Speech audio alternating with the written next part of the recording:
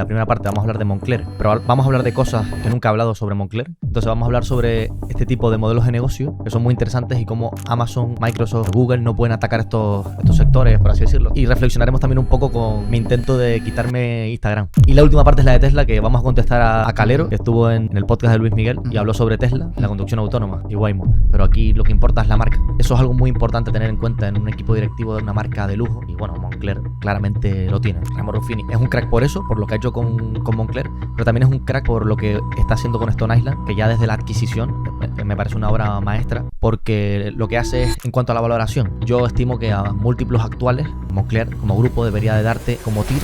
Hay empresas que utilizan deuda de una forma perfecta desde hace 20 años y que siguen componiendo capital y dando rendimiento y generando valor para los accionistas de una forma que otras empresas que no tienen deuda pues no lo hacen. ¿A qué me refiero con estas empresas? Pues me refiero a una empresa que se llama es una mezcla entre Constellation Software y Texas Instruments. Le preguntaron si invertía en empresas con IA, en plan de IA, sí. Básicamente. Nosotros solo invertimos en empresas de IA, pero en nichos muy pequeños de mercado, en plan que tengan soluciones verticales, no una solución horizontal, porque viene OpenAI. Viene OpenAI con un modelo y te barre a startups. Exacto. En plan, saca una actualización y te barre a todo el mundo. La parte de Meta básicamente es que te trae como anécdota que he intentado, estoy haciendo. Me he quitado Instagram. Eliminé la aplicación de Instagram. Por esa parte hice una especie de investigación de campo de forma indirecta y sin querer hacerlo. Y me di cuenta de que Meta tiene un foso más fuerte de lo que parece. Y bueno, pasamos a la parte final, la parte más conflictiva.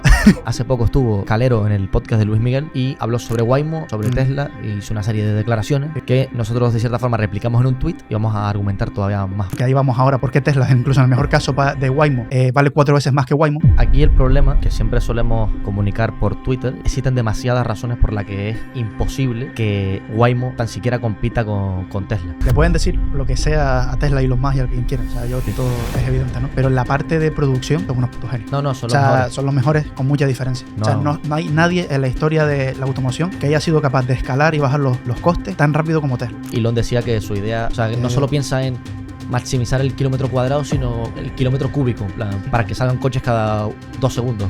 Teóricamente el jueves se lanza el robotaxi en Austin. Va a fallar. Va a haber algo que va a fallar, eso se tiene que saber. Ser analista de Tesla es lo peor que te puede pasar en la vida. Es lo peor.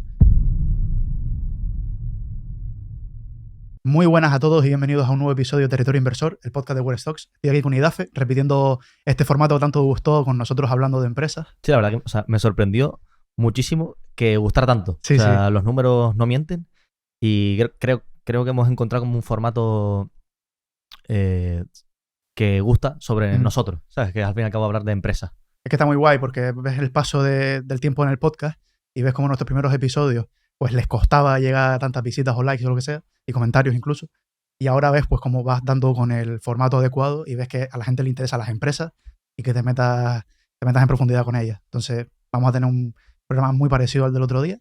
Vamos primero a empezar a hablar de Moncler, después vamos a hablar de varias empresas y vamos a terminar con Tesla y Waymo, que creo que es una parte interesante ya que hemos profundizado muchísimo en Tesla, muchísimo en cómo funciona el full self-driving y también, por supuesto, pues las diferencias que ha tenido con Waymo, y creemos que podemos dar ese hedge que puede hacer que la gente pueda comprenderlo un poco mejor. Yo creo que va a gustar mucho el episodio, primero porque como dijiste tú, en la primera parte vamos a hablar de Moncler, pero vamos a hablar de cosas que nunca he hablado sobre Moncler.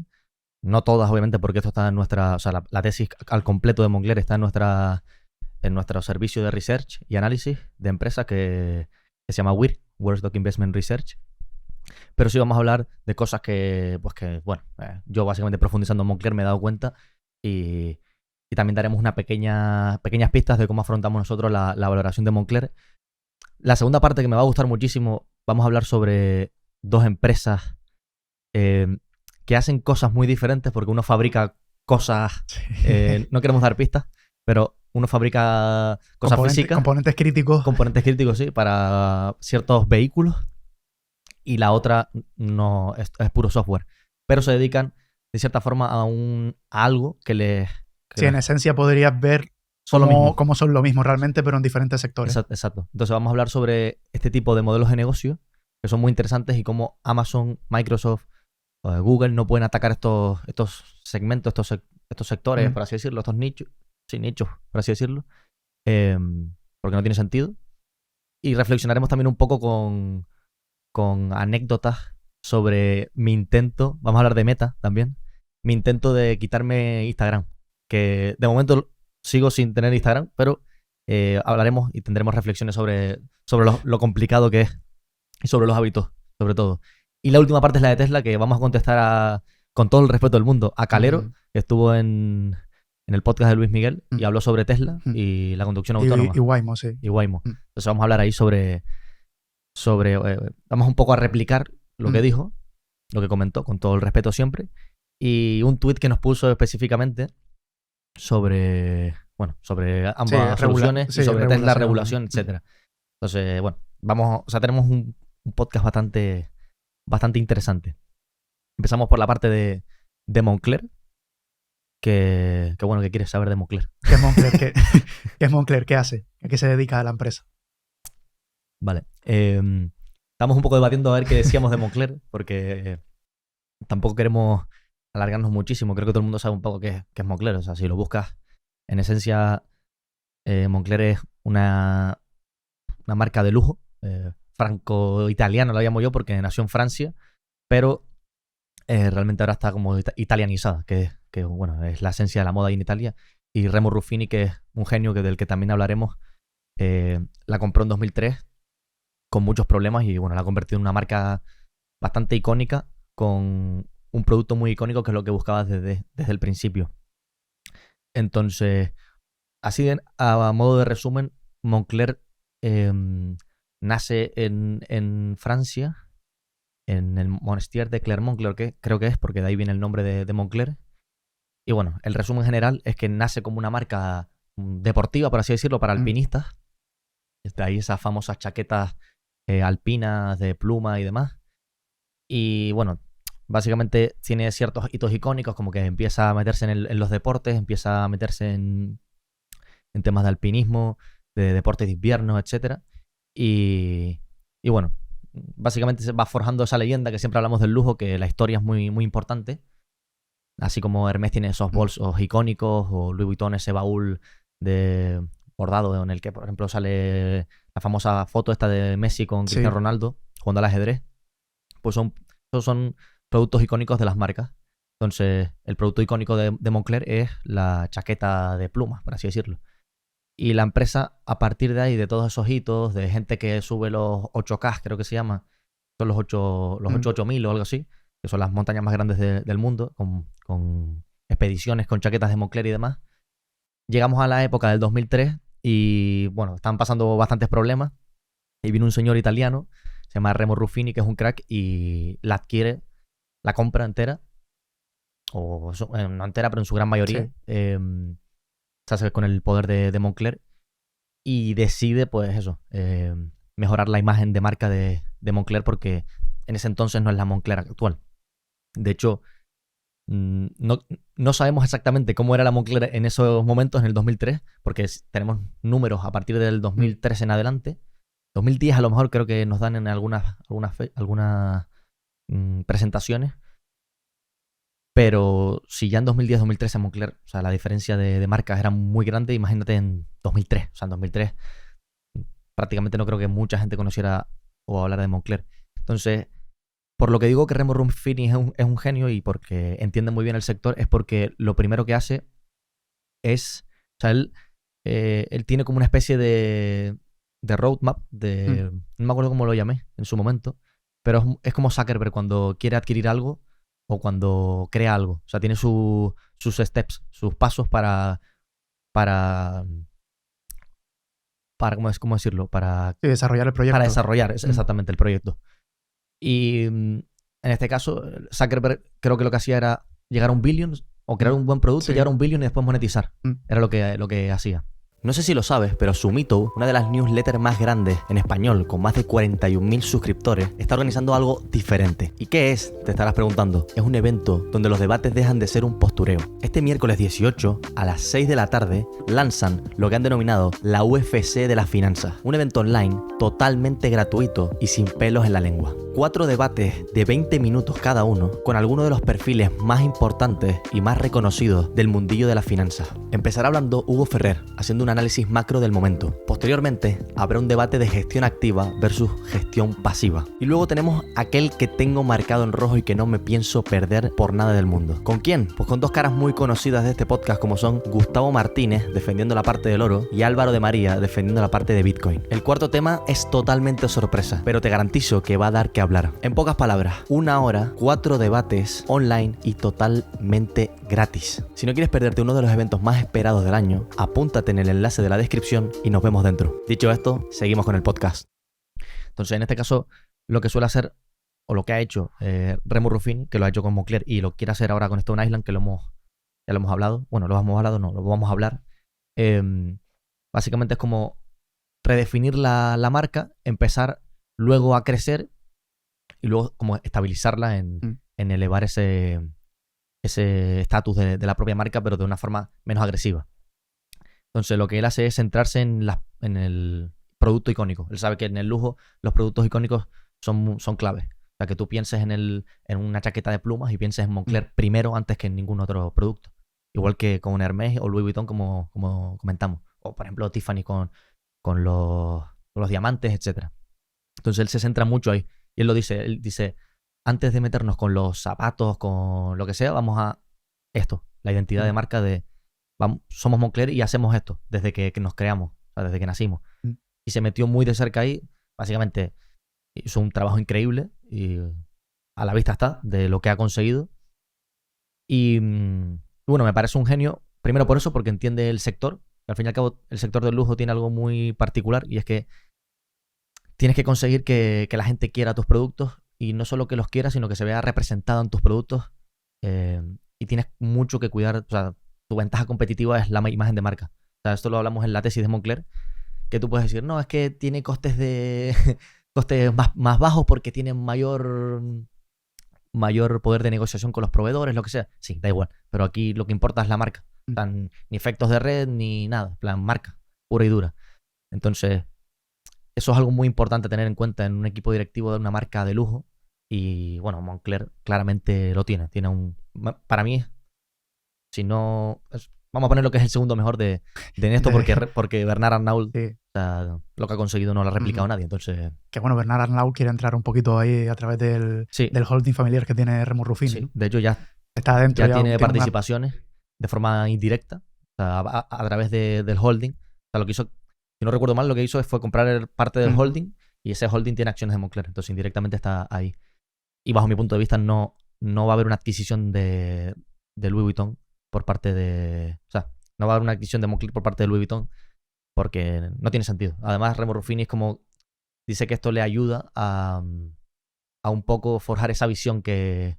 O sea, llegar a esa visión que tiene de Moncler de una manera más simple. Pero bueno, esto lo detallo mucho más en Weir. No, al final él ha rediseñado por completo el modelo operativo de la empresa, ¿no? Al final cerrando esas tiendas donde estaba Moncler y muchas más marcas a unas tiendas que tenían única y exclusivamente marcas, o sea, tiendas Moncler. Exacto. Para poder elevar ese estatus que tenía en el sector, ¿no? De hecho, lo que él hizo y que también está haciendo con Stone Island es que tenía, por ejemplo, en 2013-2010, el 50% de las tiendas de Moncler eran wholesale y el otro 50% obviamente DTC. O sea, para los que nos están escuchando y no saben lo que es, wholesale es como tiendas al por mayor de terceros, donde te encuentras una tienda, por ejemplo, en Tenerife, y te encuentras una ropa de Moncler, una chaqueta, una camisa de Gucci, esto de Yves Saint Laurent, en plan, están todas juntas básicamente.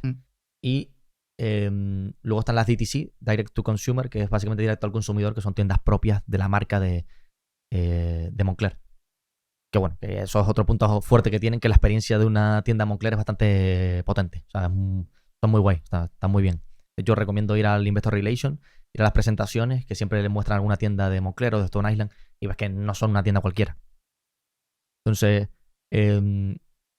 obviamente al principio lo que tiene sentido es estar en todos lados para que la gente vaya reconociendo, se vaya viendo, básicamente. No tiene sentido, si no tienes marca, abrir directamente tiendas DTC y olvidarte del wholesale porque no te van a conocer. Entonces, al principio sí que abren más tiendas, pero desde 2010-2013 se ve claramente como el número de tiendas de DTC con respecto a wholesale disminuye drásticamente. O sea, aumenta cada vez. O sea, ahora mismo el 80% de los ingresos vienen de direct to consumer y el resto de wholesale.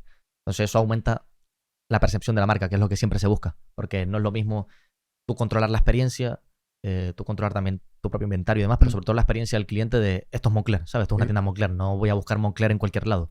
Sí, que dejando de lado los márgenes que mejoran, evidentemente, porque tienes tus propias tiendas y no pasa por un intermediario, pues tienes esa experiencia mejorada. Es un poco el caso opuesto a Nike de abrir tiendas direct to consumer y que no tenía sentido en el caso de Nike, pero en el caso de una empresa de lujo, pues sí que tiene bastante más sentido porque lo importante es la experiencia que se lleva esa persona y lo que representa la marca. Sí, de hecho nosotros, me acuerdo que entramos a Gran Vía, a la tienda de Nike, y decíamos, vale, aquí no tiene tanto sentido el hecho de tener tiendas propias, ¿sabes? En plan, porque son dos tipos de... O sea, aunque sea el mismo sector, que es vender zapatos y ropa, no es lo mismo porque en uno tú estás buscando la comparativa, es decir, si voy a comprarme unos zapatos de Nike o voy a buscarme unos zapatos, unas zapatillas para correr, pues prefiero ir donde yo vea una amplia selección, ¿sabes? Salvo que yo sea un fanático máximo de Nike. Que, o sea, los hay, pero lo normal es como tener tú el abanico y después ahí seleccionar. En el lujo, normalmente no buscas esto. Tú vas por Serrano y vas entrando en tienda por tienda porque la experiencia es totalmente personalizada y diferente. No te pones a buscar en una tienda a terceros, pues, dónde está la chaqueta de Moncler que quiero. Entonces, eso es muy importante. Y bueno, Remo Ruffini es un crack por eso, por lo que ha hecho con Moncler, pero también es un crack por lo que está haciendo con Stone Island, que ya desde la adquisición me parece una obra maestra, porque lo que hace es, en 2020, con todo el lujo sufriendo, obviamente, sobre todo, creo que fue post pandemia, en el que compra Stone Island mucho más débil que otras empresas de lujo, obviamente. A ver, ves un alto en el camino porque esto es importante. Ni Moncler ni Stone Island son lujo, son premium. Y esto lo tiene claro Remo Ruffini. Vale, de hecho, en una presentación te lo ponen en triangulito de la pirámide del lujo y te ponen que son lujo aspiracional o premium, por así decirlo. ¿Y qué significa esto? Porque esto es importante antes de pasar con la adquisición. Esto significa básicamente que es un negocio mucho menos resistente a las crisis porque tienes, o sea, tus consumidores, tus clientes no son el high del high, en plan, lo alto, lo más rico que existe. Y no son los clientes de Hermès. Exacto. Porque nosotros podríamos comprarnos una camiseta de Moncler. Nosotros podríamos comprar unos zapatos de Moncler. Quizás el resto no comes el resto del mes. O sea, no es que no comas, pero sí que te queda menos dinero, obviamente, pero tienes acceso. Entonces, en una crisis, esa gente, ese consumidor más retail, va a dejar de consumir la marca y, por tanto, pues vas a sufrir más que, por ejemplo, Ferrari, donde tus productos son de $500,000 euros y no vas a sufrir. Entonces, o de Italian Sea Group, por ejemplo. El caso de Italian Sea Group es particular, pero bueno, básicamente son clientes con muchísimo patrimonio. Entonces, eso es importante tenerlo en cuenta, porque no puedes esperar o no puedes exigir lo mismo a Hermès o a Moncler que a Hermès, básicamente. Entonces, lo que ha hecho básicamente Remo Ruffini es elevar la percepción de la marca y cada vez ir subiendo escalón a escalón en la pirámide del lujo. Entonces, compran Stone Island, que está muy por debajo de Moncler en cuanto a percepción de lujo. La compran, bajo mi punto de vista, bastante barata. Probablemente por una serie por los problemas que tendría después del COVID y demás, por cerrar tiendas y tal. La compran barata, pero es que encima ellos cotizaban a 37 veces y emitieron, o sea, la mitad lo pagaron en cash y la otra mitad en acciones, o sea, emitiendo acciones. Algo muy inteligente e interesante porque cuando tú cotizas a 37, 40 veces y compras algo por 20, pues automáticamente estás creando valor. Porque esos beneficios, automáticamente cuando entren a tu holding, por así decirlo, a tu empresa, van a pasar de cotizar a 20 a 37 o 40. Y además el coste de capital para conseguir esa financiación es mucho menor seguramente que pedir un préstamo o que utilizar la caja directamente de la empresa. De hecho, es que podrían haberlo comprado con caja sin ningún tipo de problema, pero deciden emitir acciones porque es lo que más sentido tiene. A pesar de que se diluyan un 5%, se diluyeron, pero la creación de valores es inmediata porque cotizas muy caro y tiene sentido emitir acciones cuando cotizas muy caro.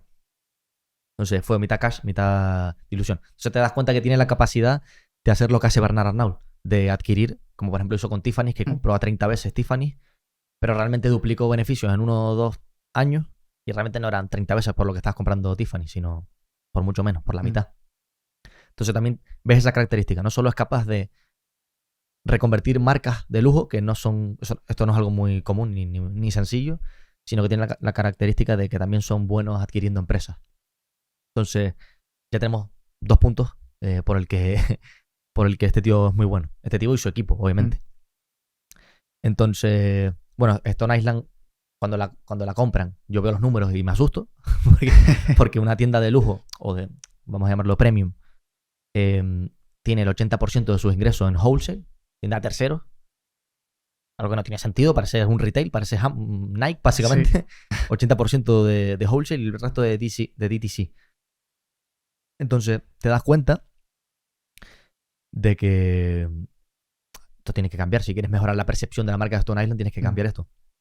Y es justo lo que hace. O sea, si tú miras qué es lo que ocurre con las tiendas de Stone Island, el primer año cierran 40 wholesale, creo que recordar que eran, y abren otras 30 DTC. O sea, van directamente a hacer eso. A simular lo que hicieron con Moncler, porque saben que funcionó y saben que ese es el camino que creen que va a conseguir que se vaya elevando esa marca. Exacto. O sea, de hecho, tú ves la presentación de la adquisición y te dicen Moncler, o sea, Stone Island es Moncler en 2010, básicamente. Y te hacen la comparativa y es prácticamente lo mismo.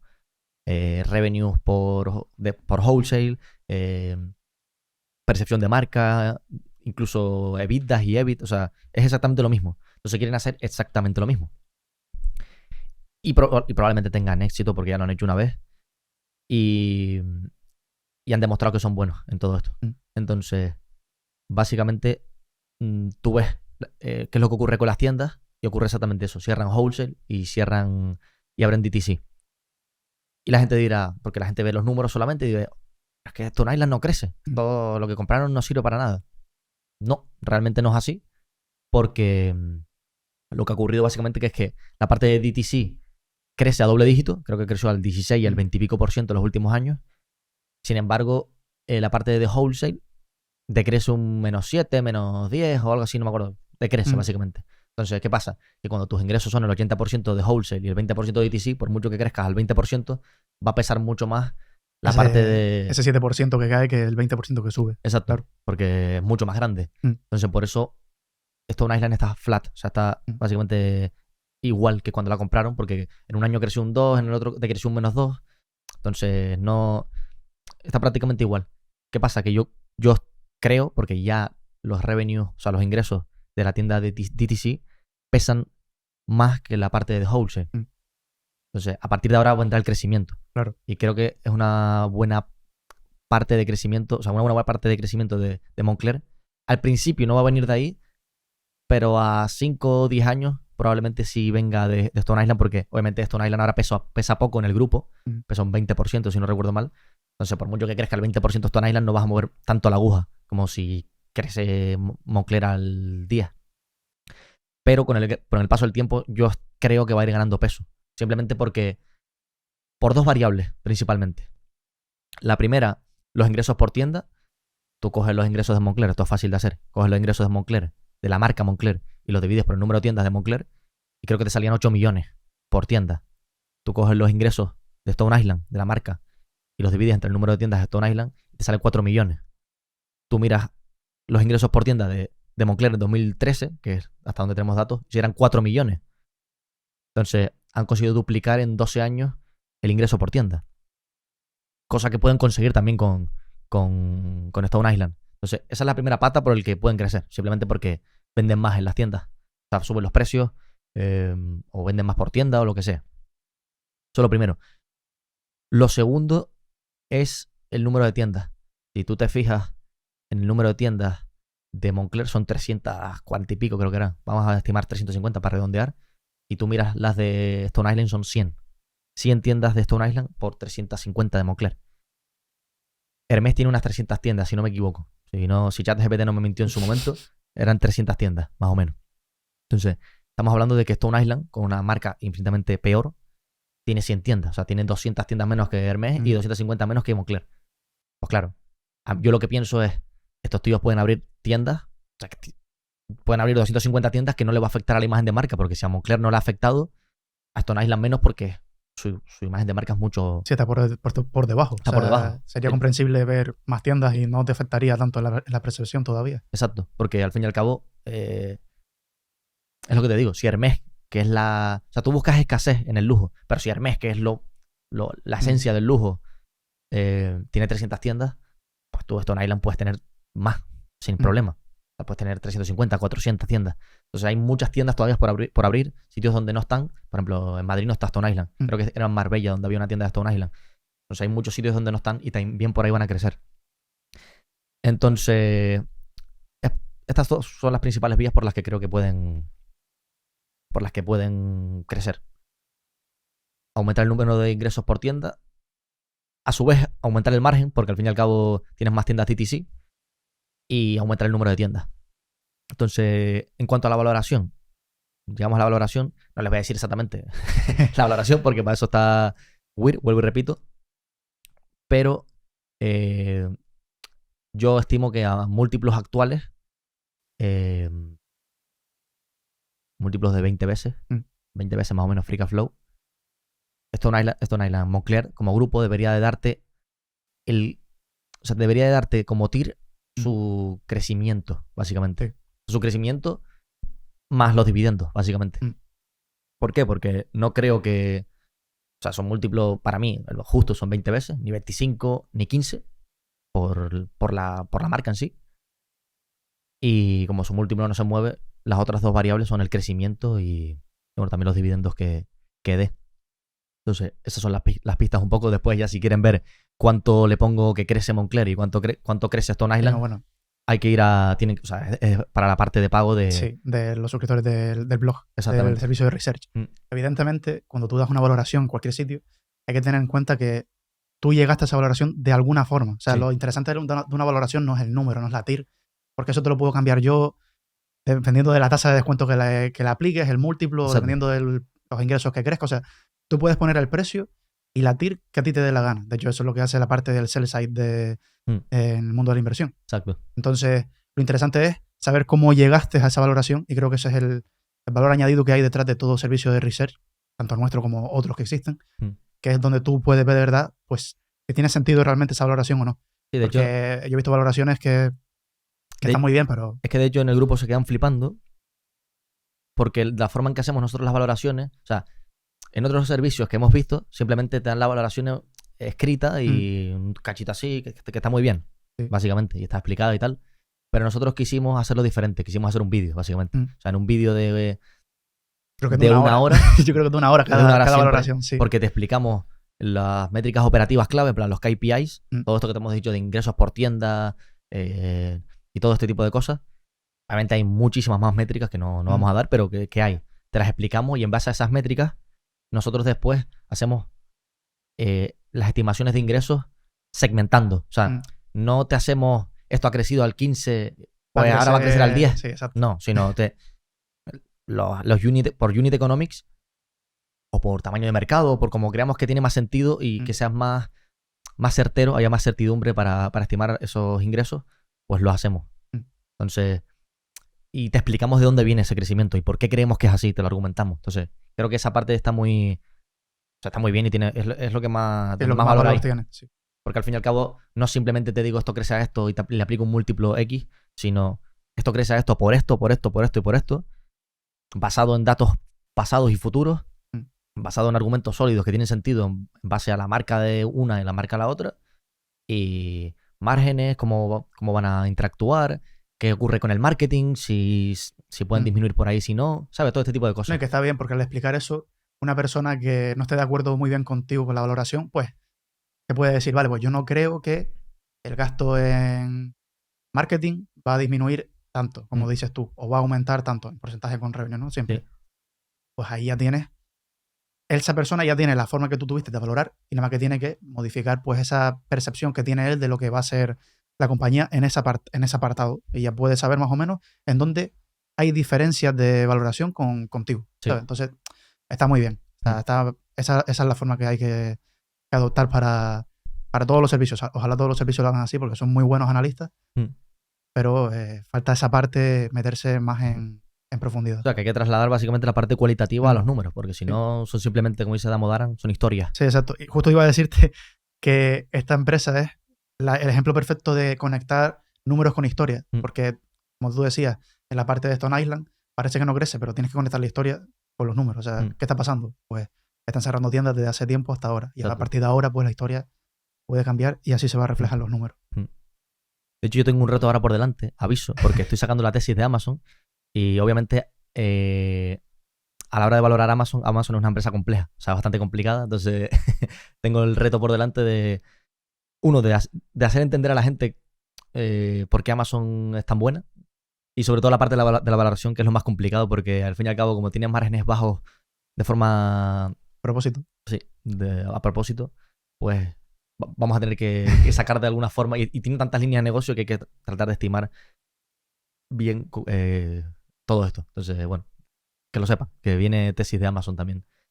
Bueno, y demás empresas, pero bueno, no vamos a decir nada. Secreto de confesión. Exacto. Poco a poco irán saliendo. De hecho, nuestra idea es eso, sacar 2 tesis por mes. Si quieres pasamos ya a la segunda parte. Sí, vamos a la segunda parte, que me interesa bastante, o sea, creo que me interesa bastante, porque siempre solemos decir que las empresas de calidad no tienen deuda, pero quizás que tengan deuda no tampoco las hace que no sean de calidad, y por eso es el estudio de caso.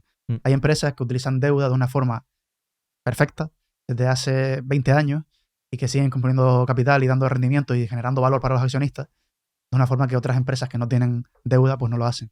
¿A qué me refiero con estas empresas? Pues me refiero a una empresa que se llama Trasdine, o Trasdin en español, porque Trasdine me suena un poco complicado, y es una empresa que se dedica, es básicamente una serial acquirer en un sector de la aviación que es un poco extraño. A lo mejor las personas que nos están viendo y escuchando ahora dicen ¿qué es lo que adquieren exactamente? Pues si alguna vez se han montado... Una cosa, sí.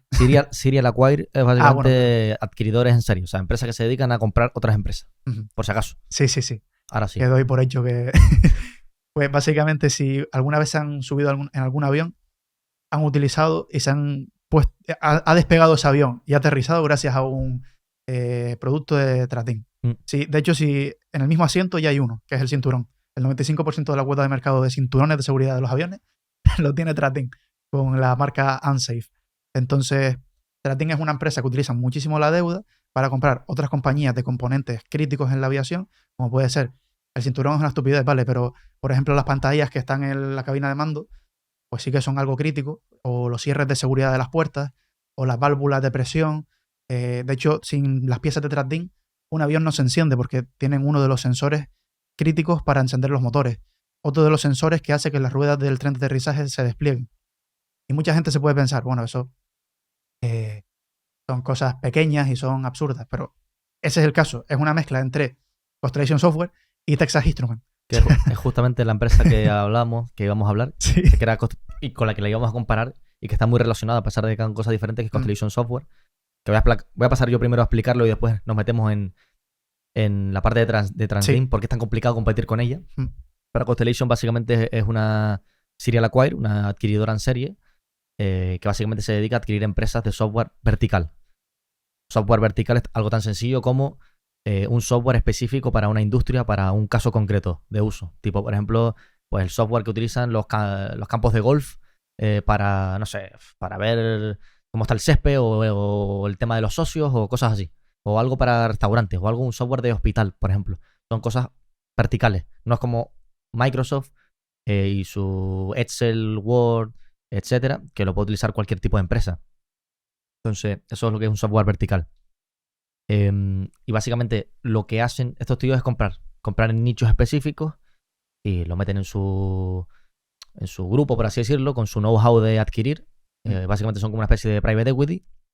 De hecho, el CEO y fundador, que es Mark Leonard, que es un crack, que es un tío así que se parece un poco a Papá Noel, es uno de los mayores creadores de valor de la historia de los mercados del mundo empresarial, básicamente. Y venía de la parte esa, creo que era de private equity, si no me equivoco. Pero los private equity tienen una cosa, que es que a los 7, 8 años suelen vender las empresas, pero él quería comprarlas para quedárselas, básicamente. Entonces, la relación de Trasdine con Constellation Software es que básicamente operan en nichos. Sí. Uno que se dedican a comprar y otra que son nichos, básicamente, de mercado. De hecho, el CEO de TransDigm es amigo de Mark Leonard. Hay una foto con ellos dos juntos, cenando en un día. Los dos se parecen un montón. Parece que va a ser un genio adquiriendo empresas. Tienes que ser calvo y tener barba. Y barba. Y de hecho, es que salen igual de un private equity también. Entonces, es como que la idea es la misma, pero con diferentes nichos. Es bastante interesante eso. Sí. Y la parte interesante, bueno, si quieres explicar Sí. por qué es tan complicado competir con TransDigm si simplemente son hacer tornillos y piezas y... Sí, hay un montón de piezas, no voy a ponerme aquí ahora a decirlas todas, pero más o menos de media se estima que cada pieza que venden al fabricante de aviones, pues cuesta entre 600 y $1,000, ¿vale? Y dirán, vale, bueno, eso es muy poco. Y por eso digo que también se parece a Texas Instruments, porque la cosa es que tienen tanto catálogo de piezas que cuando van a buscar un proveedor, se van directamente a TransDigm, compran todas esas piezas porque funcionan muy bien. Además, tienen que pasar una serie de regulaciones y son piezas que ya están probadas en el mercado por otros aviones y sabes que cumplen la regulación, que es un tema muy, muy, muy pesado en la aviación, y eso lo podemos saber porque, coñazo, o sea, está muy bien porque por eso no hay casi accidentes aéreos, pero para que te aprueben una pieza, pues tardas mucho tiempo. Inciso, esa pieza después tiene una vida útil de 60 años, o sea, se puede vender esa pieza durante 60 años, porque los aviones tienen un proceso de fabricación de 30 años y la vida útil de un avión son otros 30 años. Entonces el avión que sale en el año 30 dura hasta el año 60. Entonces eso es interesante porque también tienes recurrencia en esas piezas y no la vas a cambiar porque el coste de cada pieza es tan ínfimo sobre el total del avión que a lo mejor te cuesta hacerlo 200 millones, 20 millones, 80 millones, depende del tamaño.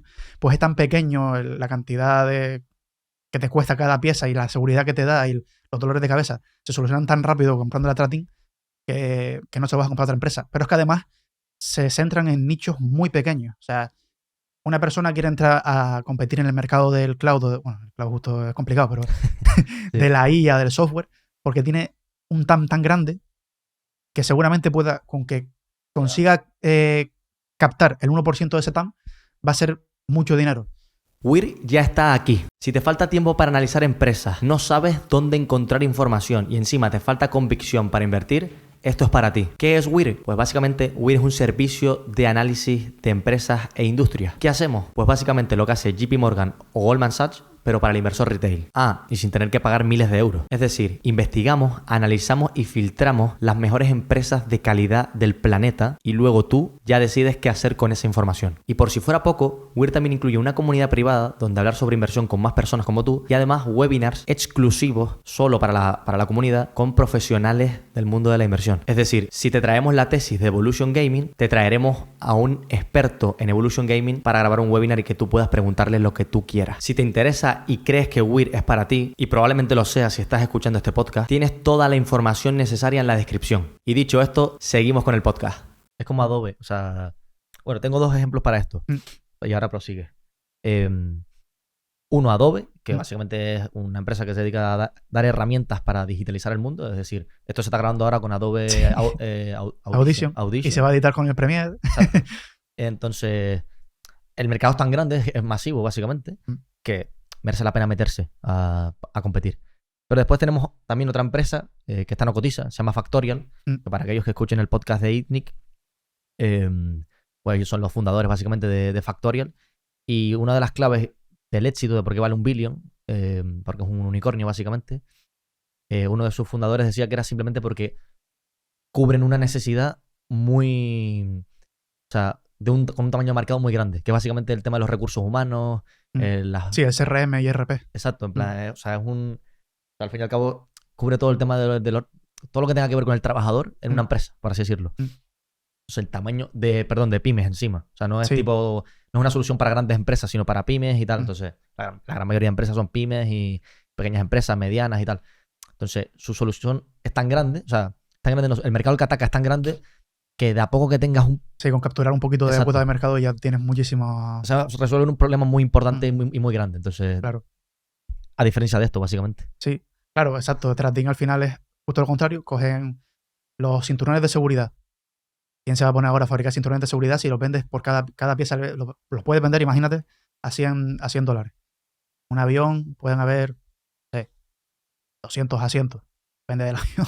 Sí. Bueno, multiplicas eso y te da un precio que pues no tiene mucho sentido, porque multiplicas eso por el número de aviones que hay fabricándose hoy en día o por las piezas que tienes que reponer y tal, que el cinturón de seguridad claramente se va a estropear. Sí.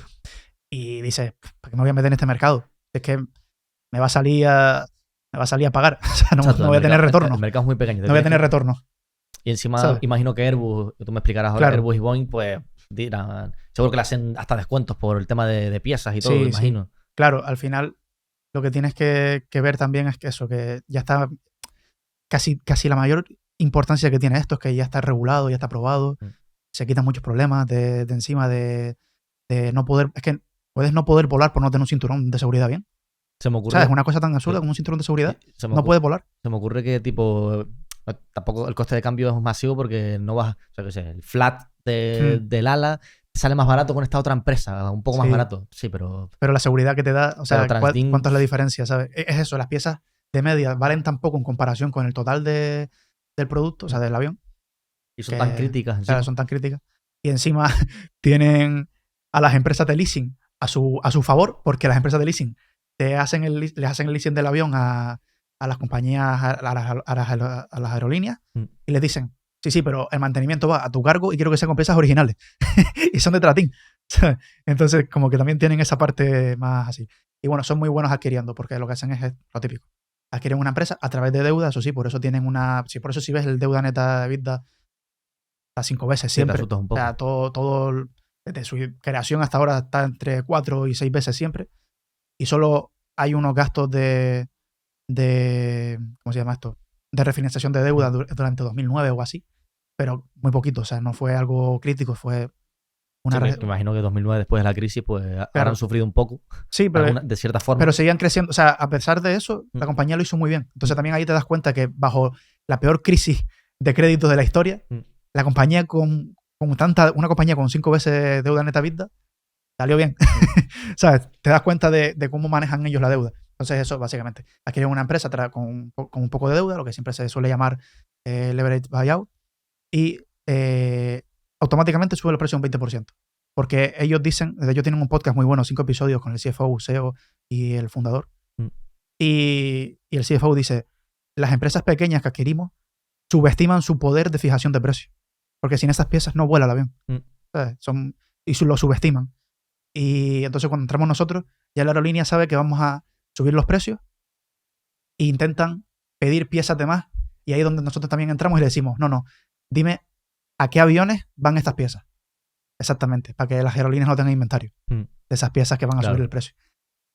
Por eso hay gente que no le gusta a Tratín, porque tienen una política muy agresiva con el cliente, pero que tienen ellos... por así decirlo. Sí, lo exprimen bastante, pero tienen ellos el sartén por el mango. Así que por ahora, pues no... Lo están haciendo bien igualmente, no, las aerolíneas saben eso, pero bueno.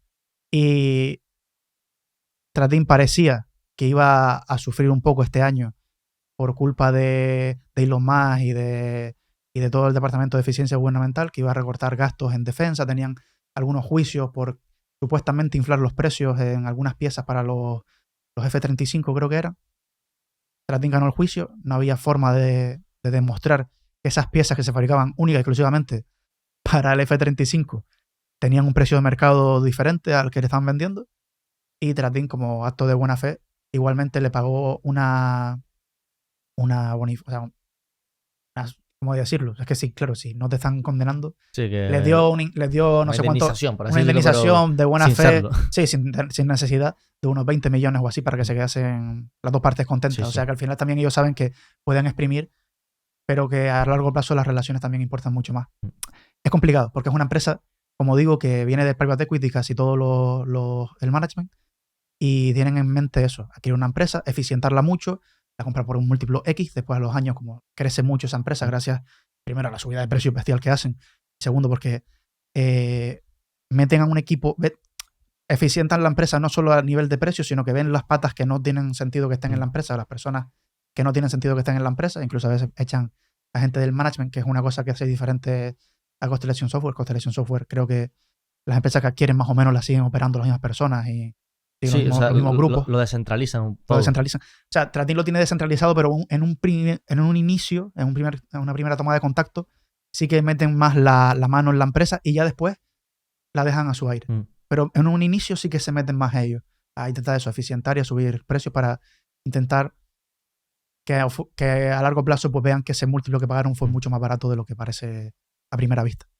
Es un poco lo que hace. Evidentemente, esta empresa no la hemos profundizado a tope. Estamos hablando sobre cosas que sabemos, pero no me siento tan cómodo hablando de esta como puede ser de Coparla, el último podcast, o de Tesla, o de cualquier empresa. Y esto se relaciona básicamente con Constellation, porque Constellation hace exactamente lo mismo, como comentamos, que era adquirir empresas en nichos verticales donde existe un coste de cambio increíble. En plan, es que no tiene sentido que ¿cómo decirlo? Que un software, o sea, en el hospital es en el que mejor se ve. Un software de hospital que lo cambies por otro. O sea, ¿por qué? Porque es un software crítico, por ejemplo, yo qué sé, para el tema de los medicamentos, que te lleve qué medicamentos tiene cada paciente, todo esto. Imagínate que por ahorrarte un X porcentaje decides cambiarlo. Pues tienes que, uno, el tiempo que tardas en cambiar todo ese software y luego reentrenar, por así decirlo, a tus empleados, a todos los empleados a utilizarlo, que no son aquí ingenieros ni nada por el estilo, sino son enfermeros.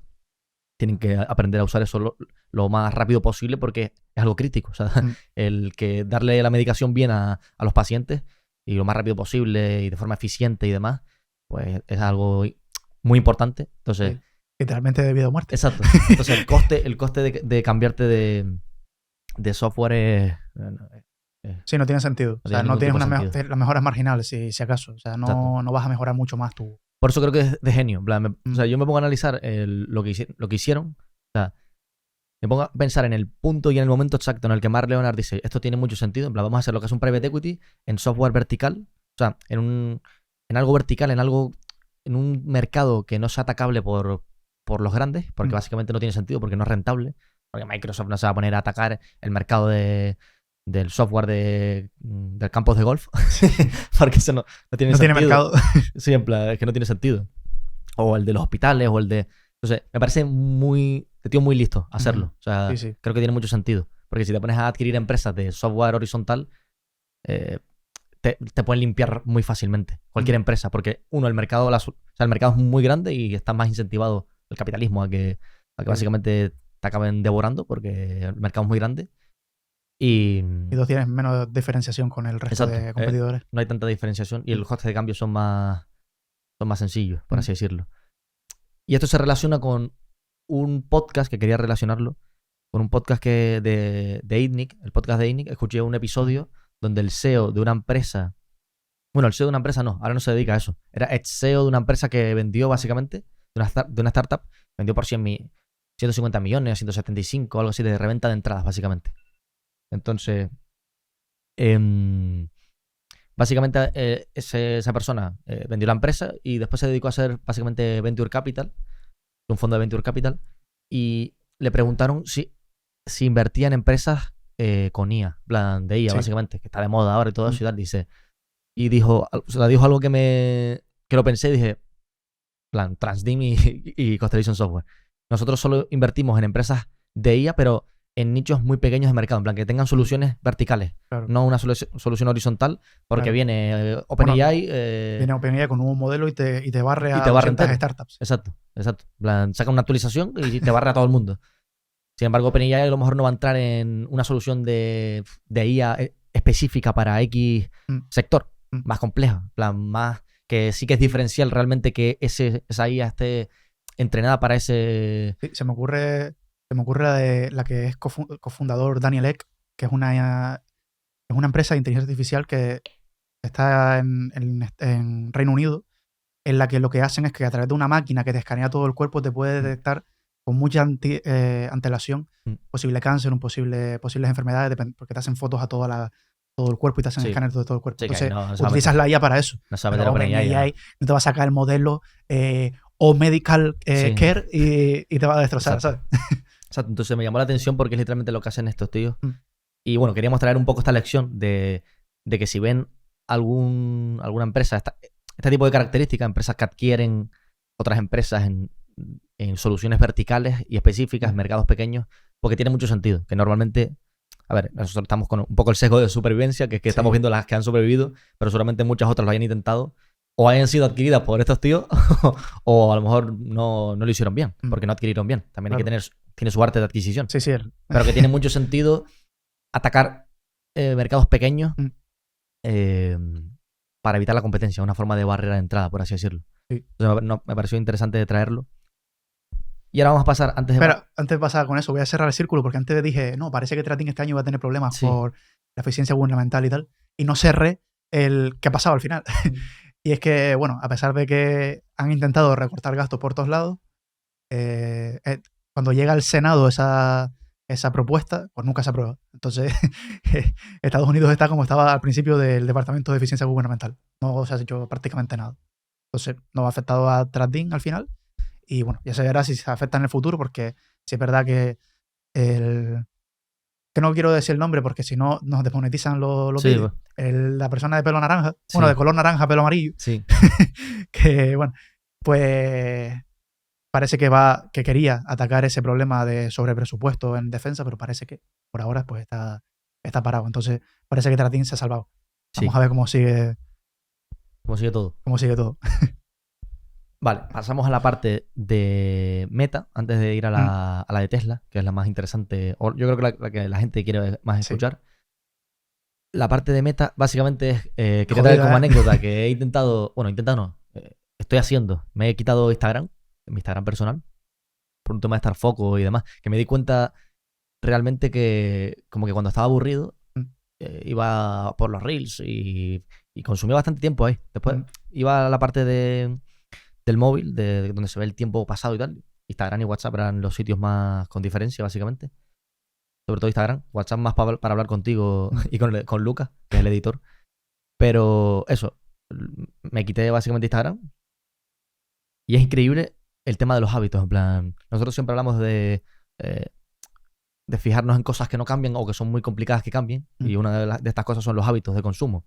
Y estas acciones repetitivas con el paso del tiempo que haces sin darte cuenta.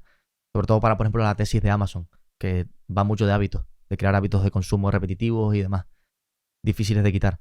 Entonces, yo me he dado cuenta en este tiempo de que cuando me aburro, o sea, cuando estoy comiendo, cuando estoy haciendo un descanso del trabajo, lo que sea, siempre yo eliminé la aplicación de Instagram y siempre voy a buscar primero Instagram y aunque no sea Instagram porque voy primero a Twitter a ver algo, siempre acabo buscando Instagram de alguna forma. O sea, la voy a buscar. Y me quedé un poco impactado porque es tipo... me estoy dando cuenta de que voy inconscientemente a buscarla. Y ahora conscientemente me doy cuenta de que no está. Y por eso me doy cuenta de que ocurre esto. Pero realmente en el día a día no te das cuenta de que entras y entras y entras y entras. Sí. Yo tengo puesto un temporizador de 15 minutos al día. Nunca lo... Claro, siempre le pongo ignorar 15 minutos más. O omitir. Yo lo tenía. ¿Sabes? Yo lo intento frenar con eso, pero es imposible.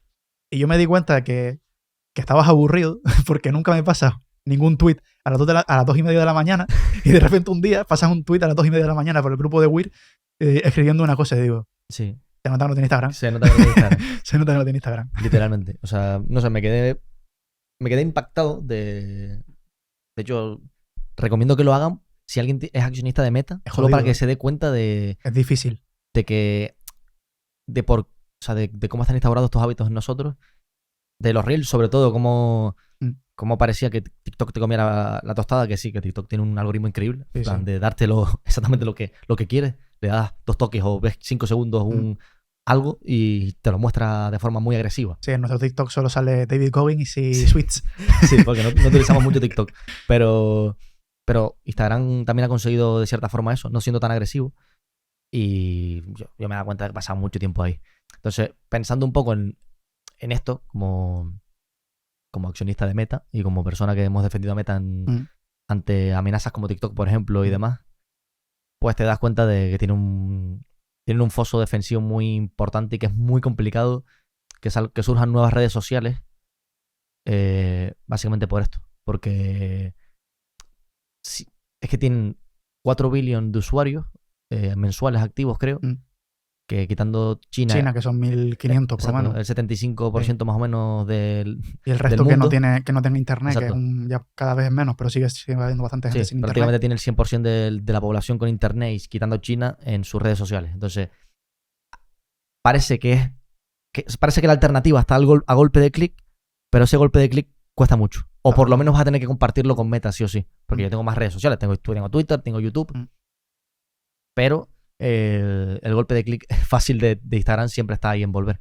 Por los amigos, por los reels, por la socialización, básicamente. Entonces, esto es algo muy potente porque, bueno, al fin y al cabo, Meta se dedica a recoger datos y a dar el mejor ROA posible, es decir, el retorno a los anunciantes posible, a esos anunciantes que son los verdaderos clientes, que nosotros estamos de forma pasiva, por así decirlo, de forma gratuita ahí en Meta, pero que al tener esa capacidad de retener al usuario, pues tiene un producto que no puede replicar prácticamente nadie, o nadie da los ROAS que da Meta. Entonces, bueno, por esa parte hice una especie de investigación de campo de forma indirecta y sin querer hacerlo, y me di cuenta de que Meta tiene un foso mucho más fuerte de lo que parece. Vamos a hacer una apuesta. Si cuando salga este podcast, una semana, estamos grabando esto el día 10. Sí. ¿Sabes? Día 10. Si cuando salga este podcast tienes Instagram de nuevo, sorteamos 2 libros. O sea que... 2 libros. Pero eso es salida de caja. Salida de caja por la cara. O sea que tengo que...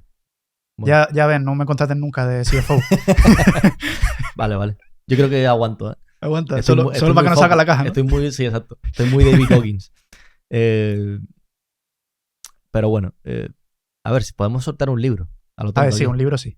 Podemos sortear un libro sí. y encima llevamos 1 hora de podcast. Bueno, 1 hora no, 50 minutos. Pues quien esté escuchando esto, como va a haber menos gente que al principio, exacto, pues está perfecto. Así que comenten la palabra, no sé, Instagram. Venga. Si comentan la palabra Instagram, dan like y están suscritos obviamente a YouTube. Bueno, y en Spotify también pueden hacerlo, pero bueno, como eso no está en Spotify, comenten en Instagram y ya está. Y bueno, y valoración de 5 estrellas.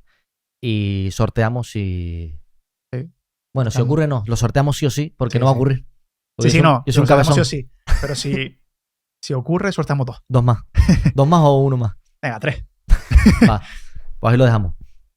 Y bueno, pasamos a la parte final. La parte más... ¿Cómo decirlo? Esta parte es como... Conflictiva. Más conflictiva, sí, más... Porque básicamente hace poco estuvo Calero en el podcast de Luis Miguel y habló sobre Waymo, sobre Tesla, e hizo una serie de declaraciones que nosotros de cierta forma replicamos en un tweet y vamos a argumentar todavía más aquí. Entonces, primero explica un poco qué fue lo que dijo y ya después empezamos a hablar sobre Waymo, Full Self Driving. Primero deja claro que esto es con todo el respeto del mundo a Calero, en plan, me parece que hace un trabajo de divulgación increíble.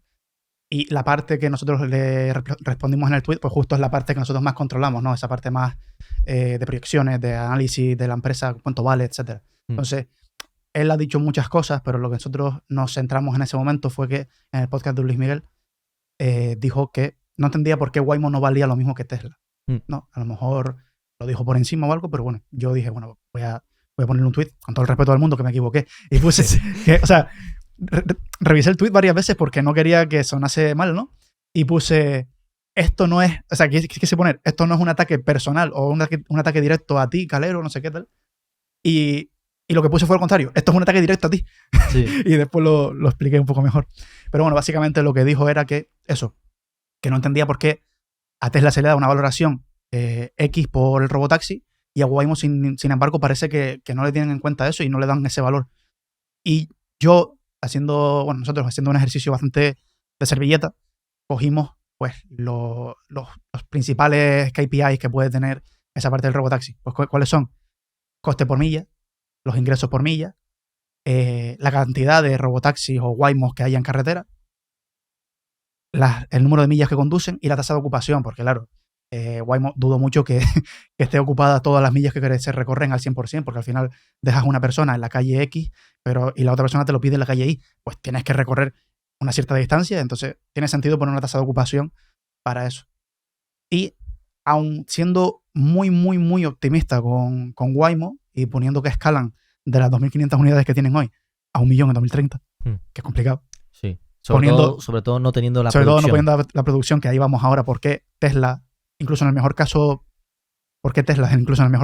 de Waymo, vale 4 veces más que Waymo. pues es básicamente por eso, por la producción. Pero es que además le di el coste por milla más favorable que se podía dar. Y es un coste por milla de, creo que eran 30 céntimos de dólar. ¿A Waymo o a...? A Waymo. Que es como el objetivo que tienen ellos finalmente. Cosa muy complicada porque Tesla está diciendo que su robotaxi va a tener entre 20 y 40 céntimos de dólar por milla. Y los costes son inferiores. Y los costes son muy inferiores. Porque Muy no inferiores. tienen muy inferiores. Sí. O sea, vale, actualmente Waymo está comprando solo Jaguar y Pace. Son muy caros. Cosa que no entiendo. Pero ahora parece que entraron en Tokio y están asociándose con Toyota, Hyundai y ese tipo de marcas. Vale, eso tiene más sentido. Aún así, tienen que meterle los LiDAR, que son una tecnología que... Unos láseres.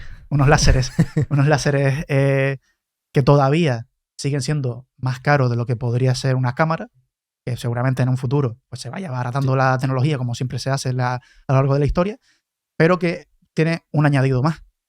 Y es eso, no tiene la capacidad de producción, no tienen esas posibles zonas de carga que va a tener los Teslas con esa carga inalámbrica, etcétera. Entonces, tienen una serie de costes que me hacen muy difícil creer que va a tener un coste por milla de 0,30, ¿vale? Pero bueno, le puse 0,30 porque digo, bueno, voy a darle el mejor de los casos posibles para ver el número después. Y bueno, eso. Vemos que Tesla, en el mejor de los casos posibles, para Waymo, vale 4 veces más que esa compañía.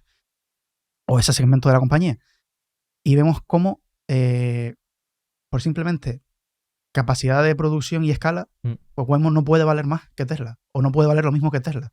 Porque aún así a Tesla, aunque... No sé si, bueno, dejaremos las fotos a lo mejor de la valoración, si no está en el tweet, pero sí, vamos a dejar las fotos para la de Tesla. Y si ven la foto, pues básicamente pongo una serie de cantidades de robotaxis en circulación y eso ya está hecho con una proyección anterior, que no eso no me lo invento yo, teniendo unas estimaciones de la superficie que puede tener una fábrica para robotaxis, la capacidad productiva que tiene Tesla por kilómetro cuadrado de superficie y otra serie de variables que, bueno, son para el segmento premium de Weir y no voy a tampoco a desvelar todo. Exacto. Pero que sepan que esa proyección no viene del aire, ¿vale? Aunque sea un cálculo de servilleta, porque la valoración al final es una servilleta, es básicamente en él hasta el EBIT y después darle un múltiplo de EBIT que tenga sentido. Entonces, bueno, esa es la explicación que le dimos a Calero por Twitter. Es lógico que él no tenga los suficientes conocimientos de valoración o no había pensado en esto para valorar y para no decir eso de Waymo, no me estoy metiendo con él ni mucho menos, pero bueno, es algo que es bastante lógico, que si dándole los mejores números posibles, con la mejor producción posible, escalar de 2.500 unidades a 1.000.000 en 5 años es imposible. Aquí el problema, y que siempre solemos comunicar por Twitter, y que probablemente se piensa que somos fanáticos de Tesla. Obviamente le tenemos respeto a Elon Musk y es uno de nuestros héroes, por así decirlo, pero no tenemos ningún problema en decir cuando se equivoca, como por ejemplo Twitter, hay cosas que ha hecho mal, básicamente, y no tiene por qué ser perfecto en todo, pero existen demasiadas razones por las que es imposible o muy complicado que Waymo tan siquiera compita con Tesla. O sea, puede convivir y va a convivir porque o sea, no va a haber una única solución de robotaxi. Claro. No va a haber una única solución de conducción autónoma. Es la Waymo y BYD y lo que sean. Pero tiene una serie de limitaciones bastante importantes. O sea, la primera es un tema de escalabilidad, no solo por la parte de la producción, de que Google no tiene producción, o sea, Alphabet no tiene fábricas para construir coches de Waymo, sino que dependen de otros. O sea, que ya empezamos a acumular proveedores todavía más en la parte de automoción. Que ya si son pocos, pues imagínate. Esa es la primera, una parte de producción. Lo segundo, instalación. En plan, para tú hacer o sea, es más caro, básicamente, necesitas los LiDAR y todo este tema. Tienes que instalarlo en los coches, etc. Y otra es el que solo funciona en zonas específicas. Tienes que geomapearlas y a partir de ahí, pues puede, por así decirlo, funcionar el robotaxi, por así decirlo. Y en algún momento funcionará, pero todavía no funciona por autopista ni siquiera. O sea, que sí, que la tecnología se va a solucionar y estamos de acuerdo en que el robotaxi de Tesla y Waymo va a convivir si consiguen escalar el negocio hasta un punto que les salga beneficioso, para que tengan beneficio operativo por lo menos.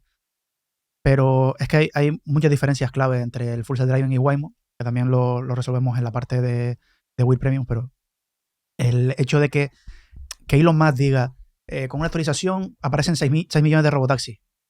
Eso no es para que se lo tomen al pie de la letra, sino que te está diciendo que no hace falta mapear en 3D las zonas en donde va a operar el robotaxi, no hace falta ponerle vallas imaginarias, no hace falta... No, va a ser como una persona normal. Exacto, es tan simple como que nosotros no... Si vamos ahora de repente a, no sé, a Japón, nosotros no tenemos que saber cómo es el mapa de Japón, las calles todas de Japón y cómo es Tokio, y a partir de ahí conducimos. No, nosotros vemos situaciones y resolvemos situaciones conforme vamos conduciendo, básicamente. Claro. Entonces, como dice Elon Musk, nosotros nos conducimos con láseres en los ojos, básicamente. Sí. Entonces, es una cuestión de escala. Luego, es imposible o muy complicado, que Waymo tenga los costes de Tesla, simplemente por no controlar la producción, tener que comprar el coche, que no sé si el coche lo comprarán a coste de cuánto le cuesta producirlo a Hyundai o a estos. Sí. Y a Hyundai nunca un coche nunca le va a costar por unidad producida menos que a Tesla, porque es imposible, porque o sea, el objetivo de Tesla básicamente que el mayor coste sea la materia prima. Le pueden decir lo que sea a Tesla y los más y a quien quiera. O sea, esto es evidente, ¿no? Pero en la parte de producción son unos putos genios. No, son los mejores. Son los mejores con mucha diferencia. O sea, no hay nadie en la historia de la automoción que haya sido capaz de escalar y bajar los costes tan rápido como Tesla. O sea, no los hay. Búsquenlos, no los hay. No, y que pueden... Toyota, siendo la empresa más rentable por coche, etcétera, etcétera, no ha sido capaz de bajar o sea, de eficientar la empresa tan rápido como Tesla, escalando la producción a la vez. Y Tesla tiene una parte, o sea, esto se calcula por el EBIT por coche. Pero bueno, hay que tener en cuenta que en Tesla hacen muchas más cosas que no son solo coches, y ese EBIT está también... No es tan representativo. No tiene sentido porque Tesla baja precios. Entonces, si Tesla quisiera, probablemente tuviera un mayor EBIT, como cuando llegó a tener el 17%. Y si no metes en la parte, o sea, y si no estuviese la parte de Optimus y toda la parte de IA y toda esa y de energía y toda esa sección en la parte del OPEX, pues el EBIT también sería más alto. Sí. ¿Sabes? Entonces, hay segmentos en Tesla que no son puramente de coches, y hacer un análisis de coches producidos, EBIT partido de coches producidos, pues no te va a salir el EBIT por cada coche porque no se dedican a lo mismo. Es muy sencillo como coger cualquier métrica de producción por fábrica, la que te guste más, da igual, no hace falta que... O sea, yo qué sé, coste por kilómetro cuadrado o metro cuadrado, no sé cuál fue el que hiciste tú. Sí, kilómetro cuadrado. O cuántos coches produces por kilómetro cuadrado o lo que sea, es que da igual. Plan, es que... Kilómetro cuadrado de la zona productiva. Exacto. De la fábrica, porque Tesla tiene unas fábricas que son como en esta isla, ¿sabes? De hecho, son gigantes. Yo que me encargué de esa parte de la producción, Elon decía que su idea, o sea, él piensa en las fábricas como una especie de... Es un producto. De máquina, sí, exacto, es otro producto. Es otro producto de Tesla. O sea, no solo piensa en maximizar el kilómetro cuadrado, sino el kilómetro cúbico, en plan, que no solo está pensando en qué ocurre aquí abajo, sino ocurre en diferentes escalas, o sea, maximizar todo lo que ocurre para que salgan coches cada 2 segundos, que creo que era algo así, ¿no? Que dijo. Sí, creo que ahora está en 36 segundos los nuevos Model Y, y quiere bajar el ritmo de producción con los Cybercab a 6 segundos. Vamos a ver si lo consigue. Es una puta barbaridad. Sí. Pero bueno, no hay que fiarse de sus estimaciones llegarán, temporales. Exacto. Llegarán, pero ¿cuándo? Exacto. Entonces, básicamente por simples costes, escalabilidad, la solución más correcta, o sea, no digo que no se pueda tener la conducción autónoma con los LiDAR, pero la más correcta y la más eficiente es la de Tesla, con redes neuronales, más cámaras y que aprenda como nosotros. De hecho, gracias a eso es que hay un vídeo que lo pueden buscar, Tesla Full Self Driving por el Arco del Triunfo en París. Una barbaridad. O sea, es una persona de Tesla que están haciendo pruebas en Europa para que puedan aprobar el Full Self Driving, y parece que están en buen camino. Y es un empleado de Tesla que pone el Full Self Driving, no toca el volante para nada y hace la rotonda del Arco del Triunfo, que es la más complicada del mundo, sin ningún tipo de problema. Entonces, yo no sabría conducir por ahí. Pero bueno, esos son limitantes míos. Sí. Pero es una barbaridad. Entonces, esa función no la podrías hacer si tienes eso. Otro sistema diferente de conducción autónoma, pues primero tendrías que mapear todo, darle imágenes, el LiDAR, tardarías más, serías un poquito más lento también en ese sentido. Y no podrías no solo escalar la producción, sino escalar el despliegue de la tecnología. El despliegue de ese servicio lo puedes hacer en muchas ciudades a la vez, cosa que Waymo no puede. Claro, que es muy intuitivo, en plan. Si por cada ciudad que quieras expandirte tienes que Mapear todo, pasar todo ese tiempo haciendo ese proceso antes de... tienes que ver que Hyundai no sé quién te produzca el no sé qué, Mm. o sea, en plan, el coche tal, tú lo tengas. Cuando en Tesla lo tienes todo, en plan, es una integración vertical pura de tengo el coche, le pongo, bueno, le pongo las 3, Las 4 cámaras. cámaras que tendrá, le pongo el hardware Mm. necesario para esa red neuronal y que funcione la conducción autónoma y para la calle. Otra cosa importante que dijo Calero, y así le respondo en el podcast, fue que Tesla no sabe si el hardware 3 va a funcionar para el full self driving, y que en ese caso tendría que cambiar todo o no funciona, o tendría que cambiar todos los hardware de los coches. Elon dijo en el Q3 del 24, o sea, la llamada de beneficios, eso sí, la de trimestral, dijo que no se preocupen, que en cualquier caso, si el hardware 3 no funciona para el full self driving, todas las personas que hayan comprado el full self driving en ese tipo de vehículos que tiene hardware 3 se lo cambian completamente gratis. Es un coste muy pequeño para la capacidad que tiene. Para el tamaño de mercado que hay. Sí, es un coste muy pequeño. De hecho, tienen caja de sobra para hacerlo. Tienen caja de sobra para comprar Ford. Para comprar Ford. Sí, entonces, nada, eso era una parte importante. Entonces, no sé, más cosas así que podamos hablar de esto. Bueno, muchísimas cosas más, pero claro, hay que tener en cuenta que... Yo quería decir que, obviamente, o sea, nuestra visión de esto, un poco del futuro de la conducción autónoma, es que va a ser un commodity en el sentido de que en un ascensor tú no te fijas si es Otis o es Kinder o como se llama. Plan, te fijas que te lleva. Sí. Y ya está. Y en este caso, cuando tú tienes, o sea, tú lo único, o sea, el fin último de la conducción autónoma es que sea seguro y que alguien te lleve, o sea, que te puedan llevar del punto A al punto B de forma segura. Que ya, por cierto, estadísticamente lo es. Mucho más que un humano. Que ya hablaremos después, o sea, se puede hablar de la dificultad de que le vas a exigir más a un robot que a un humano, a pesar de ello. Pero da igual. El costo, bueno, dejamos la imagen por aquí de lo que es los datos de cada cuántos kilómetros tiene un fallo un sistema de autopilot y no de full self driving. El de full self driving y el de una persona normal de media en Estados Unidos. Sí, bueno, o sea que básicamente si no se implementa esto, estamos matando personas, simplemente. O sea, es la definición estadística de la gráfica que están viendo a continuación. Entonces, hemos pensado que va a ser un commodity simplemente porque cuando ya consigas eso, no va a haber un valor añadido. O sea, cuando tú consigas algo que es muy seguro y te lleva del punto A al punto B, ¿qué valor añadido hay? ¿Sabes? En plan. Sí, exacto, no puedes hacer nada. Ya ha cumplido su máxima función. Entonces, como muchos surgirán, creemos, 3, 4 soluciones o 5, no sé, algo muy reducido. Que salgan, sí, pero no va a ser un mercado donde hayan 37 players porque no tienen sentido. Porque una vez consiga Tesla la conducción autónoma, imagínate, o la consiguen 2 o 3 más, el resto de fabricantes, bajo mi punto de vista, como la nube. No tiene sentido, es muy similar al cloud, en plan, no tiene sentido que o sea, no le va a ser rentable. No. O sea, primero porque tienen que conseguirlo, o sea, tienen que invertir para conseguirlo. Y luego a la escala de ellos. A la escala de ellos. Muy difícil. Yo creo que es más sencillo que Tesla te cobre una especie de fee por utilizar su sistema de conducción autónoma y ya está. O Tesla o BYD o que lo van a hacer. Los robotaxis de Tesla no van a hacer solo su flota propia, sino también esas personas que quieran poner el coche a funcionar a trabajar. O sea, no creemos que solo Tesla vaya a ser la ganadora única, monopolio absoluto. Estará Waymo con sus cosas. Seguramente sea más caro que utilizar un Tesla simplemente por costes. Vale, eso yo también me estaba acordando. Es que el Cybercab de Tesla está hecho específicamente para que se pueda incluso limpiarse solo, con máquinas que están creando ellos. Eso Waymo no lo puede hacer con un Jaguar, con un Hyundai. Y también se pueden recargar solo, en plan. Sí, con carga inalámbrica, de inducción. Que la gente decía que eso tenía poca eficiencia, pero Tesla ya demostró que tiene un 90% de eficiencia. Mucho más que cualquier cargador inalámbrico que ves en tu casa. Por eso se decía que no tenía sentido porque era poco eficiente. Pues Tesla volvió a demostrar que saben hacer productos. Saben hacer lo que es importante. Entonces, sí.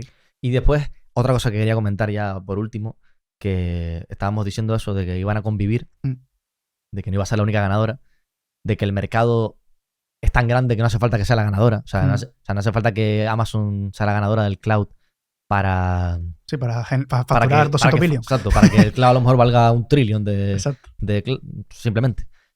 Pero quería comentar porque es que dicen, no, pero es que Waymo ya tiene coches en circulación y Tesla no.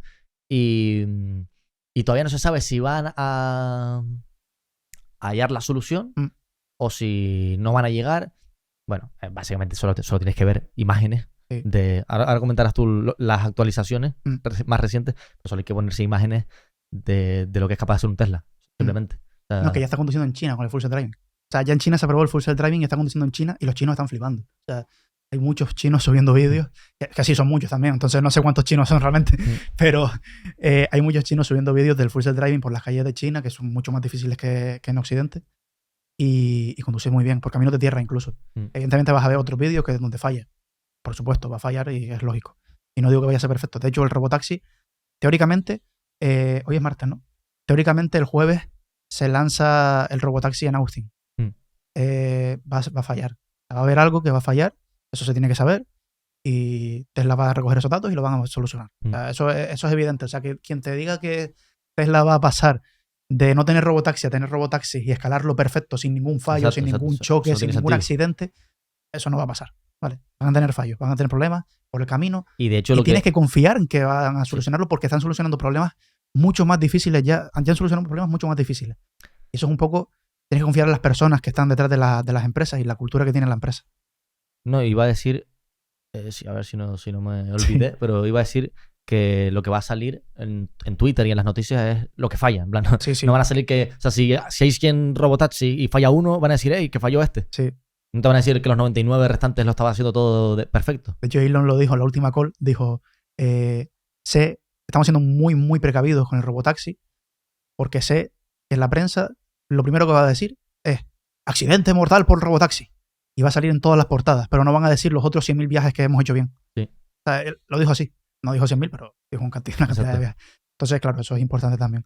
Hay más cosas que iba a decir. No, lo último ya, para no tampoco... Sí, no volvernos tampoco... Sí. O sea, que creo que está bastante completo. El análisis es mucho más profundo igualmente. Exacto. En Weir, ¿eh? Exacto. O sea, el análisis del artículo que se llama "Esta es una burbuja a punto de explotar" es mucho más profundo en la tecnología tanto de Waymo como el de Full Self Driving como de la valoración, como hemos dicho. Yo es la parte última de Calero, que creo que comentó algo de las leyes y de... No me acuerdo exactamente qué es lo que comentó en el tuit ese, porque lo viste tú. Dejaremos el tuit por aquí. Sí, dejaremos el tuit por aquí. Era básicamente más bien en el apartado de técnico, legal, esos problemas que puede tener Tesla para escalar sus robotaxis teniendo aún un sistema de autonomía de nivel 2, que necesitas nivel 4 para que sea declarado robotaxi y te lo puedan permitir utilizarlo en las calles de Estados Unidos. Y además también en la parte de California, que cómo iban a conseguir pues esas regulaciones que bueno, son las mismas básicamente. Aquí hay que tener en cuenta varias cosas, ¿vale? Primero, no hace falta ser un experto legal para hacer una tesis sobre el robotaxi. ¿Por qué?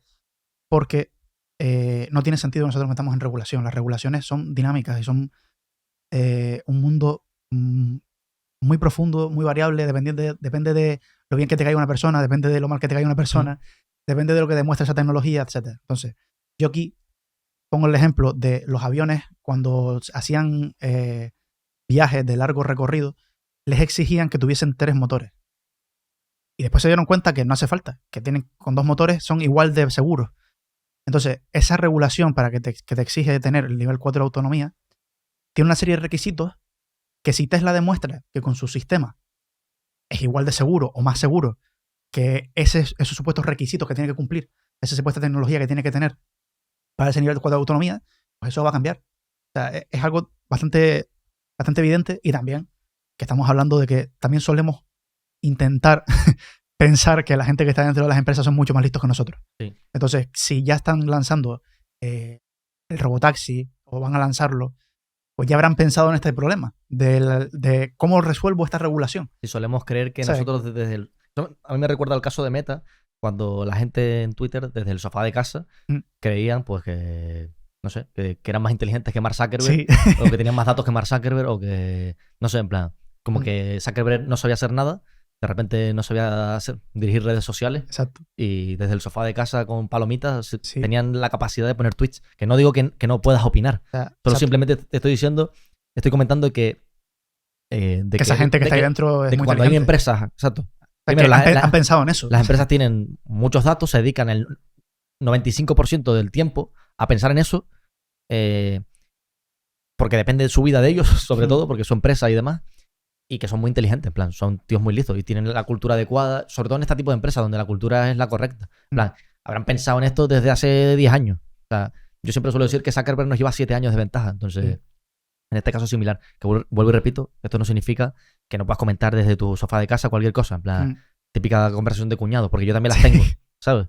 Pero simplemente comento que o sea, esto es algo que solemos hablar con Miguel Daván, que es tipo, mira, si estos tíos son buenos y han demostrado ser buenos, deja que ellos resuelvan los problemas. Sí, exacto. No es fe ciega en que esa gente es buena, sino que es ver lo que han hecho hasta ahora. Y la probabilidad. Y la probabilidad que tienen de solucionarlo. Y que, bueno, coño, si están hablando del robotaxi es porque ya saben los principales problemas que tienen. O sea, tú piensas, tú tienes una empresa, nosotros tenemos una empresa ahora, ¿no? Y pensamos en hacer un nuevo producto o lo que sea. ¿Qué problemas enfrentamos? Pues es lo primero que vamos a intentar solucionar. O sea, ellos sabían que se enfrentaban al problema tecnológico y regulatorio.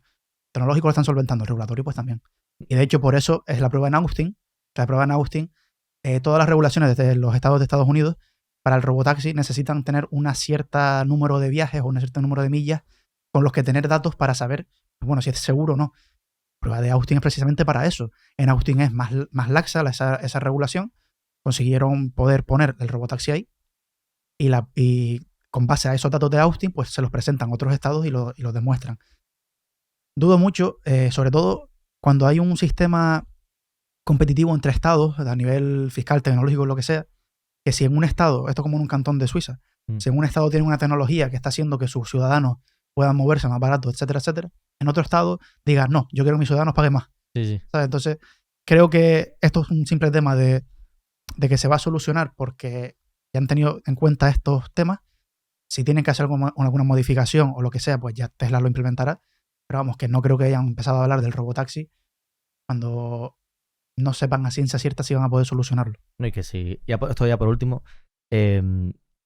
Básicamente que si inviertes en Tesla, esto es algo que comenté yo hace poco, en plan, si inviertes en Tesla es porque estás invirtiendo en que tienen la capacidad de solucionar la conducción autónoma, que solucionarla requiere solucionar el problema tecnológico y solucionar el problema regulatorio. Y bueno, y la parte de los robots humanoides se puede despreciar porque si solo con la conducción autónoma ya valdría mucho más de lo que vale actualmente. Pero es importante entender que ahora mismo a estos precios es imposible, nunca, ninguna fabricante de coches va a valer lo que vale Tesla simplemente por coche, pero simplemente por puras leyes físicas. O sea, es imposible. O sea, ahora mismo el mercado estará descontando que hacen...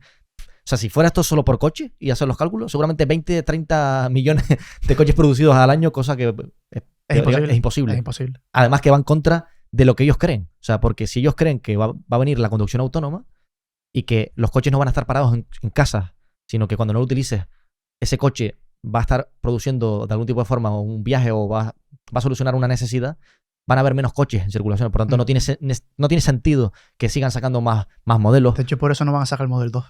Es que, o sea, hay que entender cuál es la tesis realmente de Tesla. O sea, la tesis de Tesla no es simplemente, tengo los coches y ya seguirán sacando más modelos, que es algo que se suelen confundir. Plan, por ejemplo, ¿cómo se llama? Eduardo Arcos, que siempre se suele quejar uno de Elon y otro de que no sacan más coches. Pero es que eso va en contra de lo que ellos están intentando solucionar.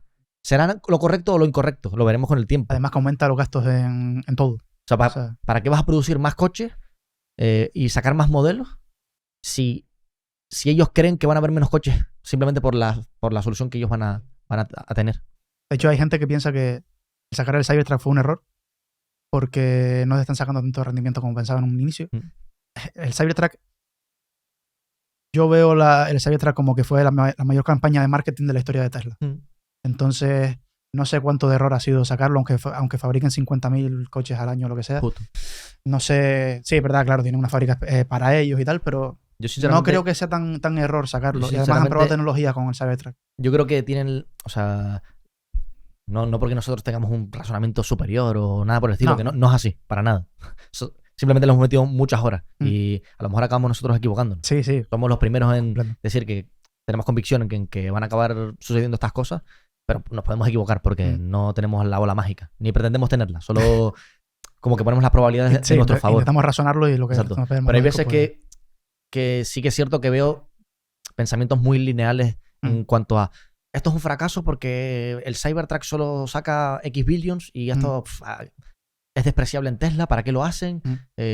Cuando a lo mejor el objetivo realmente no era ese, el objetivo a lo mejor era el de una campaña de marketing, simplemente. Exacto. O el de, sí, ganar visibilidad, el que salga Kim Kardashian con una Cybertruck, yo qué sé, cualquier cosa de este estilo. Las cosas no son tan obvias, sobre todo en el mundo competitivo y empresarial. Las cosas, a veces haces cosas como por ejemplo Amazon, yo qué sé, reducir el tiempo de entrega o ellos mismos ir a pérdidas con la suscripción Prime simplemente por conseguir hábitos para a largo plazo captar más flujo de caja, que es lo que suele decir Jeff Bezos, porque es la opción más lógica. Entonces, o sea, la inversión normalmente va de tener pensamientos de segundo, tercer orden que no tan lineales como esto es un fracaso por esto o esto va por esto, sino que a lo mejor las empresas, porque son tíos muy inteligentes y al fin y al cabo esto es un panorama competitivo en el que no simplemente tienes que, pues como en el ajedrez, no simplemente vas a ir aquí para atacar aquí, o a lo mejor estás yendo aquí para atacar aquí y atacar aquí. Tienes que pensar los siguientes 10 movimientos. Exacto.